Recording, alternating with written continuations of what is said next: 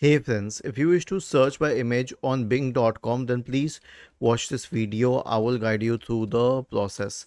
So go to images.bing.com. I've already opened it here. The URL changes a little after you reach the page. Now click on this option, search using an image, upload an image. Go and find an image and upload it. In a few seconds, it will show all the relevant results after checking it through its own tools. And we will wait till we get the results here. So this is the process to find any search results using an image. Now it doesn't show any search results for my image. When I would have done it on Google, it would have shown my LinkedIn page. I rate Google better than Bing in this case, but yes, this is the process if you want to use Bing. Was this helpful?